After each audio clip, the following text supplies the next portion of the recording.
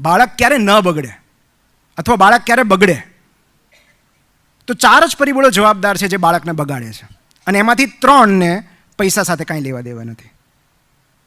તમે એમ કહો ને અમીર મા બાપના બાળકો બગડી જાય, તો 4માંથી 3 એવી વસ્તુઓ છે જેને તમારી આર્થિક ધોરણ સાથે કાંઈ લેવા દેવા નથી. પહેલું છે ઘરમાં કોઈ જવાબદારી કે કામકાજ ન હોવું.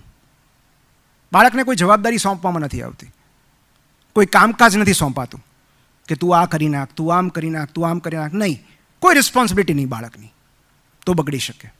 બીજું, having no rules to follow. ઘરના કોઈ નિયમ જ ન હોય, ગમે ત્યારે ઉઠવાનું, ગમે ત્યારે જમવાનું નહીં. અને એ જ્યારે હું નિયમોની વાત કરું છું, એ સામૂહિક નિયમ હોવા જોઈએ. બાળક માટે નિયમો અલગથી ન હોય. 8:30 વાગે જમવા બેસીએ ત્યારે ફોન નહીં જોવાનો, ફેમિલી ટાઈમ હોય ત્યારે ફોન નહીં જોવાનો, આટલા વાગે ઉઠી જવાનું, આટલા વાગે ઘરે પાછા આવવાનું. જો નિયમ નહીં હોય, કોઈ રૂલ્સ નહીં હોય, કોઈ શિસ્ત નહીં હોય, તો બાળક બગડી શકે છે. ત્રીજું, ટુ મચ ઓફ એટેન્શન. આપણે કીધું ને ઓવર પેરેન્ટિંગ, હેલિકોપ્ટર પેરેન્ટિંગ. બહુ વધારે પડતું એટેન્શન મળે તો પણ બાળક બગડી જાય. અને ચોથું, જે માંગે એ બધું જ મળી જાય. આ મટીરિયલિસ્ટિક છે. વિટામિન એનનો અભાવ. વિટામિન એન એટલે વિટામિન નો. આ ના સાંભળવી બહુ જરૂરી છે, કારણ કે અત્યારે નહીં સાંભળે ને તો ગર્લફ્રેન્ડ કે બોયફ્રેન્ડ તો પાડી જ દેશે ટેવ. જગત તો પાડી જ દેશે. તમે આપશો બધું, આ જગત નહીં આપે. બહુ રાહ જોવડાવે છે. છેલ્લે મને એક બે મા બાપ એવું પૂછતા હતા કે અમને બહુ ડર લાગે છે કે અમારા સંતાનો અમારાથી વિમુખ નહીં થઈ જાય ને, અમને છોડીને ચાલ્યા નહીં જાય ને, પાછા તો આવશે ને. અને ત્યારે હું એમ કહું છું કે આ 2 તરકીબ તમે આજમાવી શકો. પહેલી વસ્તુ તો એ કે your children or our children owe us nothing. આપણા બાળકો આપણને કશું જ આપવા બંધાયેલા નથી. આ હકીકત છે. આપણે એના ભાષ્ય અલગ અલગ કર્યા છે આપણી જરૂરિયાત પ્રમાણે, આપણા સ્વાર્થ પ્રમાણે, કે આપણે જન્મ આપ્યો અને આપણે ઉછેર્યા હોય તો આપણું તો કરે જ ને, ન કરે એવું નથી હોતું. આપણે એમને આ પૃથ્વી પર લાવ્યા છે આપણી સમજણ પ્રમાણે, એમણે અરજી નહોતી કરી. સો અવર ચિલ્ડ્રન ઓ અસ નથિંગ. કોઈ જ અપેક્ષા ન રાખો, કારણ કે એ કદાચ ન ફૂલફિલ થાય. અને 2 જે તરકીબ છે, એક એવી કે આપણા ઉછેર દરમિયાન આપણા મા બાપે પણ ઘણી બધી ભૂલો કરી હશે અને આપણને યાદ હશે એ ભૂલો, એમને માફ કરી દેવા.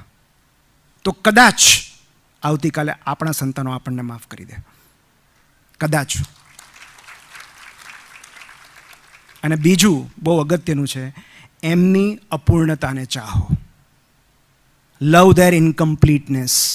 એમની નબળાઈઓને ચાહો, કારણ કે એ તમારી અપૂર્ણતાને ચાહે છે.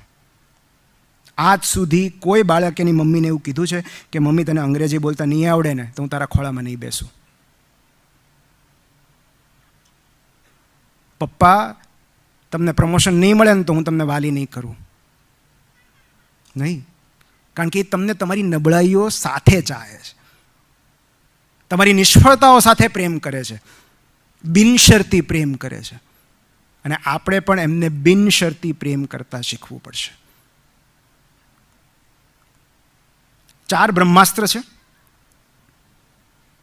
Sense of humour, story telling, emotions. તમે શું ફીલ કરો છો એ બાળકને કહો કે બેટા તારી આ વાત મને બહુ હર્ટ કરી છે. આટલું જ પર્યાપ્ત છે. બિકોઝ બાળકો આપણાથી ઇમોશનલી કનેક્ટેડ હોય છે. અને જ્યારે પણ આપણે એમ કહીએ છીએ કે તારી આ વાતથી મને બહુ દુઃખ પહોંચ્યું છે, એ વાત એમને પણ દુઃખ પહોંચાડે છે. અને મેક ધેમ રિસ્પોન્સિબલ કે બેટા I trust you, you are the best જજ of yourself. To sum up, છેલ્લે મને ગીતામાંથી જે 4 પેરેન્ટિંગ ઇન્સાઇટ્સ મળ્યા એ કહીને હું પૂરું કરું છું. આમ ગીતામાં ડાયરેક્ટલી કોઈ પેરેન્ટિંગની વાત નથી, પણ ઇનડાયરેક્ટલી જે પેરેન્ટિંગ ઇન્સાઇટ્સ છે એમાં પહેલું છે ડિટેચ્ડ ઇન્વોલ્વમેન્ટ.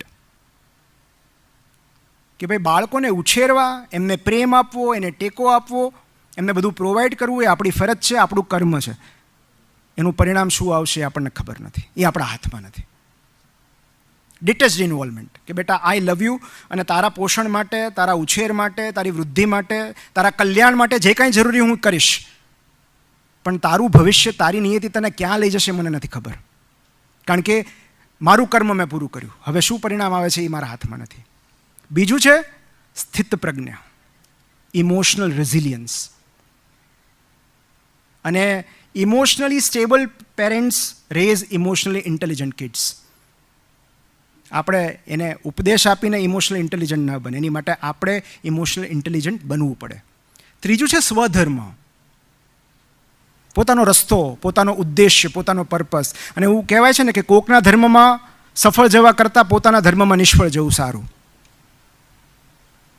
તો આપણે આપણા અધૂરા સપનાઓ એમના પર પ્રોજેક્ટ ન કરી શકીએ, કારણ કે એમનો પર્પઝ અલગ છે, એમનો રસ્તો અલગ છે, એમનો ઉદ્દેશ્ય અલગ છે.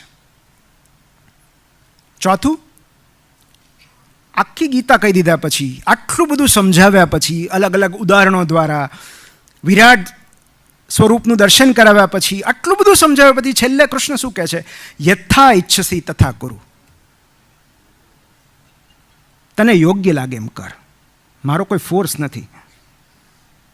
ઓટોનોમી આપી અર્જુનને કે હજી આટલું બધું કર્યા પછી તારી ઈચ્છા ન હોય તો તું ન લડ, વાંધો નહીં.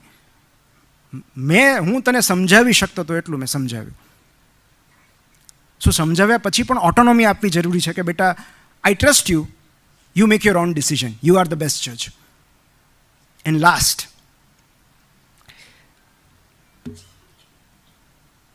એક વાત નોટિસ કરી કે જો અર્જુને પ્રશ્ન ન પૂછ્યો હોત ને તો ભગવાન કૃષ્ણે ગીતા કહી જ ન હોત.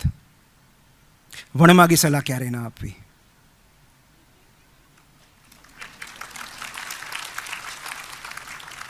ગીતા જેવું ગીતા પણ ઉપદેશ નથી, પ્રશ્નોત્તરી છે.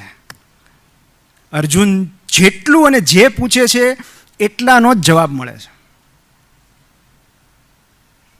અર્જુનના પૂછ્યા વગર કદાચ કૃષ્ણ ભગવાને કીધું હોત ને તો આની અસર આટલી ન રહેત. બાળકને પૂછવા તો દો, એ પૂછશે, એ આવશે આપણી પાસે. જો આપણી અંદર રહેલો ઉપદેશક, સુધારક, વિચારક શાંત થઈ જાય તો આપણી અંદર રહેલો મિત્ર બહાર આવશે. અને બાળક એની રાહ જોતું હોય છે કે ક્યારે મને જજમેન્ટ વગર, ટીકા વગર મારા પપ્પા કે મમ્મી મને સાંભળે તો હું કહું. જજમેન્ટ ન કરતા, તું આવો છો ને તું તેવી છે, તમે ખાલી મને સાંભળી લો. પછી શું થયું? પેલી આમ કર્યું, પેલા પછી શું થયું?